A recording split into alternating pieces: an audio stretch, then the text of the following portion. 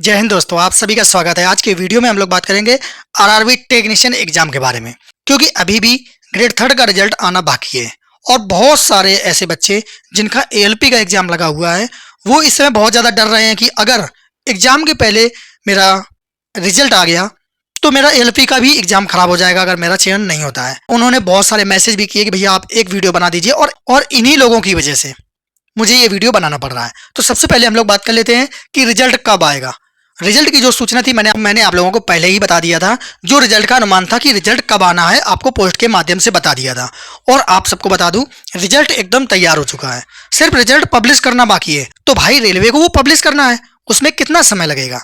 तो आप लोग बिल्कुल परेशान ना हो, जल्द से जल्द रिजल्ट आएगा। रेलवे की कोशिश है और रेलवे पे प्रेशर भी है ये कि रिजल्ट जल्दी पब्लिश किया जाए। आपने देखा था टेक्नीशियन ग्रेड फर्स्ट में कितना जल्दी में रिजल्ट आया, रात में भी उन लोगों ने काम किया। उसके पहले एएलपी के लिए वो लगातार काम करते रहे और जस्ट उन्होंने पब्लिश कर दिया। थोड़ा सा क्या है, टेक्नीशियन ग्रेड फर्स्ट में बच्चे भी कम थे और टेक्नीशियन ग्रेड थर्ड में बच्चे ज्यादा हैं, इसलिए एक साथ वो रिजल्ट पब्लिश नहीं किया गया था। तो रिजल्ट जल्दी आएगा, आप लोग बिल्कुल भी ना घबराएं। भाई जो आप करके आए हो, जितना आपने किया है वो अब बदलने वाला तो है नहीं। आपका रिजल्ट बन चुका है, जिन जिन बच्चों का सिलेक्शन होगा उतने बच्चे फिक्स हो चुके हैं कि हाँ इनका इनका सिलेक्शन होना है। तो भाई अब कुछ बदलने वाला तो है नहीं, तो आप टेंशन न ले। जो आपका इस समय प्रेजेंट में एग्जाम हो उस पर फोकस रखें, क्योंकि इसके चलते वो भी एग्जाम में प्रभाव पड़ेगा। तो आप ये गलती मत करें, यहाँ पे भी हो जाएगा वहां पे भी हो जाएगा। ये तो आपके लिए बहुत अच्छी बात है कि आप बेस्ट खोज लोगे कि मुझे किस में करनी है। लेकिन अगर आपको यहाँ थोड़ा सा भी झटका लगता है तो आप अपने जो आने वाले एग्जाम है उसके लिए भी दिक्कत हो जाएगी। इसलिए कम से कम ऐसा ना करें। बहुत सारे मैंने बच्चों को परेशान होते हुए देखा है, तब जाके मैं ये वीडियो बना रहा हूँ। अब उसके बाद कट ऑफ 85+ बता रहे हैं। एक टीचर है जाने माने, बहुत अच्छे सब्सक्राइबर, सब कुछ अच्छा है। और आप लोगों ने मुझे कमेंट भी किया था कि उन्होंने 85+ बताई है, हर एक ट्रेड की, हर एक जोन की, और एक बार में ही 85 बता दिया कि 85 जाएगी जनरल की। भाई मैंने भी देखा जाके और मैंने उनको कमेंट भी किया, तो मुझे रिप्लाई तो नहीं मिला। और ये अच्छी चीज भी नहीं है कि आप पे इतने लोग निर्भर हैं, मिलियन में आपके सब्सक्राइबर हैं। तो ये चीज मुझे कतई अच्छी नहीं लगी कि आपने कोई होमवर्क ही नहीं किया।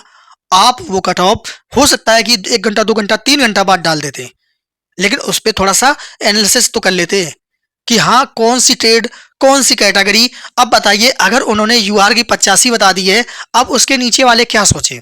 अब कुछ ऐसी ट्रेड है जैसे वेल्डर हुआ, फिटर हुआ, अब जो ट्रेडे हैं, अब क्या सबका 85 ही चला जाएगा उनके मुताबिक? अगर वो ये चीज इलेक्ट्रीशियन के लिए कह देते कि हाँ 85 जाएगा तो मैं विश्वास करता। तो आप लोग बिल्कुल भी इन लोगों के बहकावे में ना आए। ये कट ऑफ देख देख के ही आप लोग जो एलपी का एग्जाम है वो बिगाड़ रहे हैं।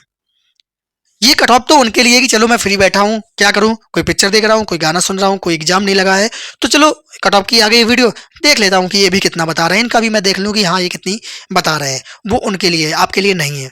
और ये 85 कट ऑफ कहीं नहीं जाने वाली है, इस चीज को बिल्कुल भी टेंशन न ले। मैं खुद कह रहा हूँ 85 नहीं जाने वाली है। जो पीसीएम है वो तो आपको 90 के आसपास दिखेगी, वो 90 के प्लस ही रहेगी जो पीसीएम वाले हैं। लेकिन आईटीआई वाला 85 टच कर जाए, शायद ही कोई जोन होगा, कुछ गिनी चुनी पोस्ट होंगी, वहीं पे आप लोगों को ये डाटा दिखेगा। वरना नॉर्मलाइज स्कोर इतना नहीं जाएगा, नॉर्मलाइज स्कोर इतना नहीं जाएगा। और देख लेना जब रिजल्ट आए, अगर आपको वहां पे 10 से 15 नंबर नॉर्मलाइजेशन ना मिल रहा हो तो आप कहना 10 से 15। अगर ये 80 भी जाता है तो आप सोचिए कि कितना नॉर्मलाइजेशन मिला होगा। आप ये अंदाजा लगा लो कि भाई रॉ स्कोर कितना गया होगा इसका। तो आप लोग बिल्कुल भी ना घबराएं, ये नॉर्मलाइज्ड है, 80 के आसपास ही रहेगा नॉर्मलाइज्ड स्कोर। तो टेंशन ना लें भाई, अपना क्यों पेपर बिगाड़ रहे हैं। अब उसके बाद बात कर लेते हैं, एएलपी वालों को लग रहा है डर। देखिए जितने जिनका भी एलपी का एग्जाम है उनको डर लग रहा है कि मेरा पेपर खराब हो जाएगा। मान लो ये रिजल्ट 18 को आया, 18 को शाम तक ये रिजल्ट आ गया और 19 और 20 को एग्जाम है। अब ये जो 19 को एग्जाम है, जिसका वो बच्चा रास्ते पे होगा, जा रहा होगा अपने एग्जाम देने के लिए, और उसको खुशखबरी मिल गई, बहुत अच्छा बात है, फिर तो मस्त मजे से पेपर देगा। अगर किसी को कोई भी दिक्कत आती है तो भाई उसका ये 19 का जो एग्जाम है उस पर इसका प्रभाव पड़ेगा। तो ये बहुत ज़्यादा दिक्कत होने वाली है 19 और 20 को भाई, जिसका एग्जाम है रेलवे का, अगर रिजल्ट आ जाता है तो भाई डरो मत यार। इसके चक्कर में क्या आपने और आगे जो आपके लिए रास्ते बने हैं क्या वो भी बंद कर दोगे? आप खुद सोचो इस चीज़ को। जो आपने सपने देखे हैं, जो आपने उम्मीदें जताई हैं, क्या वो भी तोड़ दोगे सिर्फ इस एक एग्जाम के पीछे? भाई जब आप कोई काम करोगे वहां आपको असफलता तो मिलेगी ही, असफलता मिलनी 100% तय है, लेकिन कब तक? कभी तो ये आपके एग्जाम से हट जाएगा। लेकिन अगर आपको ये असफलता ही नहीं मिली और इस असफलता के लिए आपने एग्जाम ही नहीं दिए तो भाई सफल कैसे होगे? आप लोग कुछ सोचो। तो इसको भी फेस करना सीखो, फेस करना पड़ेगा कि ये भी आएगा, ये फिर उसके बाद सफल भी होगे, वो भी मिलेगा। तो आप लोग ये ना मत सोचा करें, जो आपके सामने हुआ करे उस पे टारगेट किया करें। आपके सामने ये टेक्नीशियन का रिजल्ट नहीं है बल्कि एएलपी का एग्जाम है, तो सबसे पहले फोकस उस पे करें। अब उसके बाद बात कर लेते हैं कट ऑफ को लेके डर का माहौल। देखिए, डरना किसको चाहिए मैं आप लोगों को बता देता हूँ। किसी का एग्जाम हार्ड शिफ्ट में है, किसी का एग्जाम मॉडरेट में है और किसी का एग्जाम सिंपल शिफ्ट में है। अब यहाँ पे कोई बच्चा 80 ले आया है, यहाँ पे कोई बच्चा 80 ले आया है और यहाँ पे भी 80 ले आया है। अब ये तीनों बच्चे 80-80 लाए हैं, बराबर मेहनत की है। भाई मैं अगर अपना रिव्यू बताऊं, जो 23 शिफ्टें थी ना, पूरी की पूरी शिफ्टें एक जैसी थी, कोई अंतर नहीं था, बिल्कुल एक जैसी थी। हो सकता है कि कुछ प्रश्नों में जो गलतियां हैं वो अलग अलग शिफ्टों में ज्यादा हों, लेकिन रेलवे ने बिल्कुल 100% ये कोशिश की है कि पूरी शिफ्टों को एक जैसा रखा जाए। और देखिए, तीनों शिफ्टों में बच्चों के बराबर नंबर आए। लेकिन ये जो सिंपल शिफ्ट है ना, इस वाले बच्चे को बहुत ज्यादा नुकसान उठाना पड़ सकता है, सिंपल वाले बच्चे को। तो इसको इसको अगर डर लग रहा है तो इसका डरना जायज है, इसका डरना रियलिटी में जायज है। आप देखिए, जो टेक्नीशियन ग्रेड फर्स्ट का रिजल्ट आया उसमें एक बच्चे के 3 नंबर कम हुए और उसका सिलेक्शन 0.8 से रुका है। आप बताइए उसमें इसकी क्या गलती थी? उसने तो अपनी पूरी मेहनत की, उसके बावजूद अगर उसके नंबर कम ना किए जाते तो भाई उसका भी सिलेक्शन हो गया होता फाइनल। तो ये बहुत ही खराब रूल है, ये रहना ही नहीं चाहिए। और मैं आप लोगों को सही बताऊं तो अगर कोई बच्चा अपना 70 स्कोर किया है, भले उसका इजी शिफ्ट में हो, कम से कम उसका नंबर माइनस नहीं होना चाहिए। आप प्लस नहीं कर रहे हो कोई बात नहीं, कम से कम उसके रॉ स्कोर से तो माइनस ना करो। अगर इसका ये रॉ स्कोर माइनस ना किया जाता 3 नंबर तो भाई इसका भी सिलेक्शन हो जाता। अब बताइए, बहुत सारे ऐसे बच्चे होंगे जिन्होंने 85 स्कोर किया होगा और अगर टेक्नीशियन ग्रेड थर्ड में 7-8 नंबर भी माइनस करा दिया, मैं कहता हूं कि यहां से उसने 3 नंबर भी कम करा दिया तो उसका स्कोर बचेगा 82। और अगर कट ऑफ 83 चली गई तो बताइए उस बच्चे को कैसा लगेगा? अब 100 में क्या 100 लेके आए वो? 100 में अटेम्प्ट ही 90 होते हैं। टेक्नीशियन में 10 नंबर तो सीधा सीधा पूरा का पूरा करंट रखा हुआ था। मैक्सिमम बच्चे तो ये 90 ही अटेम्प्ट कर रहे थे, एक दो करंट हो जा रहा था तो 92। वो 100 पे पेपर देने थोड़ी गए थे, वो तो 92 पे पेपर देने गए थे मैक्सिमम बच्चे।